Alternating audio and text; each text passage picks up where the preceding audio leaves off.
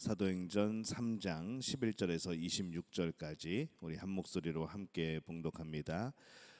나은 사람이 베드로와 요한을 붙잡으니 모든 백성이 크게 놀라며 달려나아가 솔로몬의 행각이라 불리우는 행각에 모이거늘 베드로가 이것을 보고 백성에게 말하되 이스라엘 사람들아 이 일을 왜 놀랍게 여기느냐 우리 개인의 권능과 경건으로 이 사람을 걷게 한 것처럼 왜 우리를 주목하느냐 아브라함과 이삭과 야곱의 하나님 곧 우리 조상의 하나님이 그의 종 예수를 영화롭게 하셨느니라.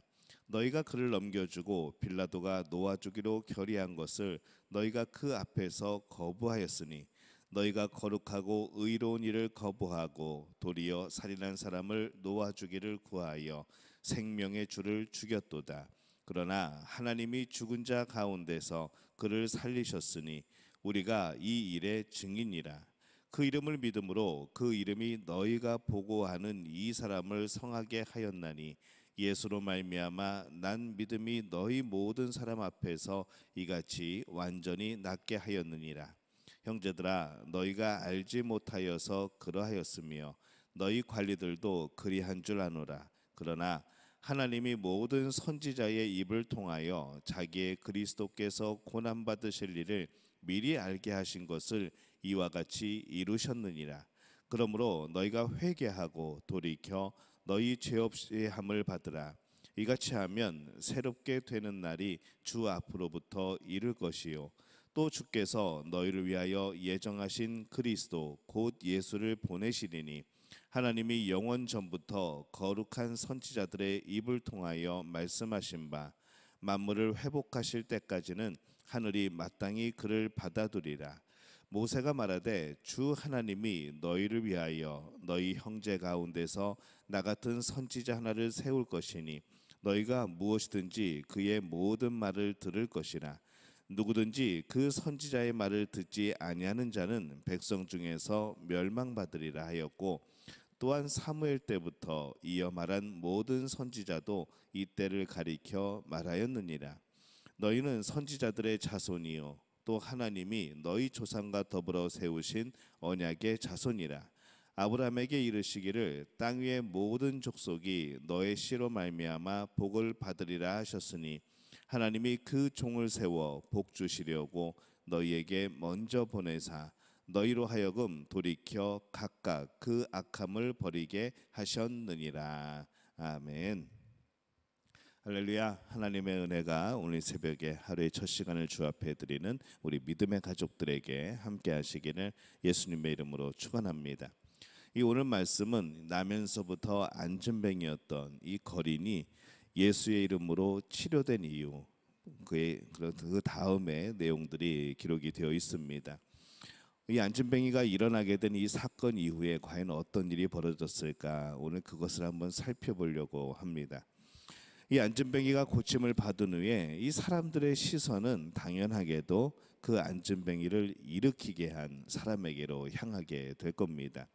처음에는 네가 어떻게 일어나게 되었느냐로 시작을 했지만은 그 다음에는 누가 너를 일으켜 세웠느냐라고 하는 것에 관심이 주목이 되어지겠죠.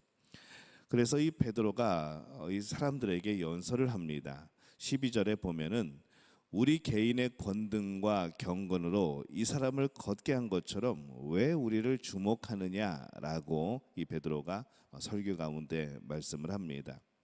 자신들을 주목하지 말라고 강하게 이야기하는 것이죠. 그들은 예수님의 이름으로 거린이 일어나게 합니다. 그들의 이름이 아니었죠. 베드로의 이름이 아니었다는 것이죠. 베드로는 그것을 지금 분명하게 하고 있습니다. 이 안진뱅이가 일어난 것은 예수의 이름으로 일어난 것이다. 우리가 이런 치유 사건이 때로는 사람을 또 혼란스럽게 만들 때도 있습니다. 예수님의 이름으로 치유를 하여 놓고도 이 결국은 마치 내가 한 것처럼 그렇게 내가 치유한 것처럼 우리는 자칫 그렇게 행동할 수 있기 때문에 그런 것이죠. 베드로가 왜 우리를 주목하느냐라고 말한 것과 같은 그 자세를 또 그 마음을 우리는 잃지 말아야 합니다.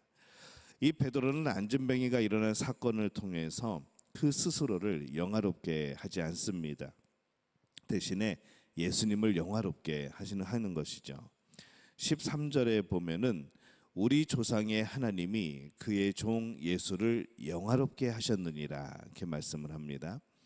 베드로가 예수님을 영화롭게 하는 것을 통해 볼 때에 우리는 이 안진뱅이가 일어난 이 사건이 바로 성령의 역사라는 것을 알 수가 있습니다. 이 성령의 사역은 예수 그리스도를 영화롭게 합니다. 만약에 어떤 사람이 이런 기적 같은 은혜의 사건을 통해서 이 자신의 이름을 드러낸다고 한다면, 자신의 이름이 높아지고 그 이름이 영광을 받는다고 한다면은 그것은 성령의 사역이 아니게 되어지는 것이죠. 우리 기독교의 오랜 역사 속에서 이 예수님의 이름으로 치유를 행한 많은 사람들이 있습니다. 그러나 그 많은 사람들이 그 사건을 통해서 예수님을 드러내지 않고 자신을 드러낸 경우들이 꽤 많다는 것이죠. 그래서 결국 그들은 이단이 되었고 그들은 멸망의 길로 빠졌고 그들이 행한 많은 그 놀라운 일들이 정말로 하나님께 영광이 되지 못하고 오히려 오명이 되어버리고 오히려 그것이 허물이 되어버리는 그런 경우들을 우리는 참 많이 보게 됩니다. 베드로는 예수님을 영화롭게 하고 있습니다. 그래서 이 사건을 통해서 예수님에 대해 가지고 있던 이 잘못된 생각들을 고쳐주는 그런 계기로 삼았던 것이죠. 범죄자로 십자가에서 죽은 예수라는 그런 사람들의 인식을 바꾸는 겁니다. 예수님은 실제로 의로운 분이었고 생명의 주인이라는 것을, 하나님의 아들이라는 것을 다시 한번 백성들 앞에서 그가 설교를 하는 겁니다. 그렇게 예수님이 드러나고 예수님에 대한 바른 지식이 전해지는 것, 그것이 바로 성령의 사역이라는 것이죠. 오늘날의 이 성령의 사역이라고 이름하고 있는 많은 곳에서 예수님에 대한 바른 지식이 전해지지 않는 것을 봅니다. 예수님에 대한 올바른 지식, 예수님에 대한 바른 복음이 먼저 전해지는 것이 아니고 또 그것이 구체화되는 것이 아니고 그냥 어떤 행위, 어떤 놀라운 일들 이런 것이 중심이 되어서 그냥 그것으로 끝나버리는 일들이 많다는 것이죠. 그것은 성령의 사역이 아닙니다. 아무리 예수의 이름으로 기적이 일어나도 성령의 사역이 아닐 때가 있다는 겁니다. 우리의 삶을 통해서 예수님이 영화롭게 되어야 되는 것이죠. 아무리 착한 일도 예수님이 아니라 내 자신이 드러나게 된다면 오히려 그것은 인간의 공로가 되어버리고 예수님은 뒷전으로 밀리게 되는 겁니다. 그래서 우리의 삶은 항상 예수님이 영화롭게 되도록, 예수님이 영광을 받으시도록 우리가 그렇게 살아가야 되고 그 영광 앞에서 우리는 한 걸음 물러서야 된다는 것이죠. 이 안진뱅이가 고침을 입은 이 사건과 그 이후에 그런 전개되는 과정을 보게 되면은 우리는 이 성령의 사역의 특징을 우리가 잘 살펴볼 수 있어야 됩니다. 그 사건으로 인해서 예수님이 영화롭게 되는지 아니면 사람이 영화롭게 되는지, 그 사건을 통해서 예수 그리스도에 대한 올바른 지식과 그 복음이 전해지고 있는지 아니면 오히려 예수님에 대한 이 잘못된 오해된 그런 지식이 전해지고 있는지 우리는 이것을 살펴보아야 합니다. 이 안진뱅이가 고침을 받은 사건은 정말 성령의 놀라운 사역입니다. 눈에 보이는 방식으로 일어나죠. 그렇다면은 이제 그 기세를 몰아서 그 성 안에 있던 모든 안진뱅이를 다 일으켜 세우고 그 성 안에 있던 모든 병자들을 다 고칠 수도 있습니다. 그것이 사실은 100마디 말보다도 더 나을 겁니다. 100번 말하니 한 번 보여주는 게 낫다는 것이죠. 그러나 지금 사도들이 하고 있는 일들을 보면은 전혀 그렇지가 않습니다. 지금 사도들이 하고 있는 것은 더 이적을 행하고 더 놀라운 일을 행하고, 그래서 그것으로 주목받는 것이 아니라 병 고치러 성전에 들어간 것이 아니라 그들은 그곳에서 보이지 않는 하나님의 말씀, 복음을 전하고 있습니다. 이 사도행전에 나오는 모든 사역들이 그렇습니다. 놀라운 일이 끝이 아니고 그 기적이 끝이 아니고 그 기적 이후에는 항상 하나님에 대하여, 예수님에 대하여 증거하는, 복음에 대하여 증거하는 그런 말씀들이 이어진다는 것이죠. 실제적인 변화, 실제적인 심령의 변화와 구원의 역사는 그 놀라운 사건이 아니고 그 이후에 그 말씀을 통해서 이루어진 것을 우리는 발견하게 됩니다. 그래서 성령의 사역은 그 겉모습이 아니고 그것의 열매가 중요합니다. 열매로 이 성령의 사역을 분별할 수가 있는 것이죠. 성령은 거룩한 열매를 맺습니다. 그러나 가짜 성령의 사역은 이상한 열매를 맺어버리는 겁니다. 모양은 어떤 일이 일어날지 모르겠습니다. 어떤 역사가 일어날지, 어떤 모습으로, 어떤 방향으로 일어날지 그것은 시대마다 다르고 또 우리의 그런 상황에, 또 여러 가지 상황에 따라서 다르게 나타나겠죠. 분명히 그것은 성령의 역사이기 때문에 그렇습니다. 그러나 분명한 것은 어떤 역사를 나타나던 가운데에 정말 공통되는 점은 바로 열매가 같다는 것이죠. 성령께서 역사하심에 하나님이 영광을 받으신다는 겁니다.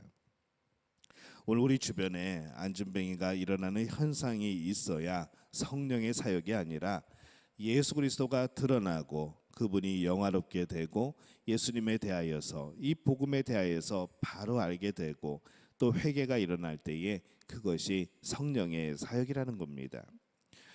이 안진뱅이가 고침을 받은 사건의 핵심은 그가 고침받은 것이 아니라 그가 예수님을 알게 되었다는 겁니다. 예배 드리지 못하는 그가 예배자가 되었다는 것이죠. 성전 안에 들어갈 수 없던 그 자가 성전 안에 들어갈 수 있게 되었다는 겁니다. 곧 안진뱅이가 고침을 받았기 때문에 성령의 사역이 되는 것이 아니라 예수님을 알게 되었기 때문에, 예수님을 영접하였기 때문에 그가 이제 성령의 놀라운 역사가 되었다는 겁니다. 오늘 우리는 어떤 삶을 살아가고 있습니까?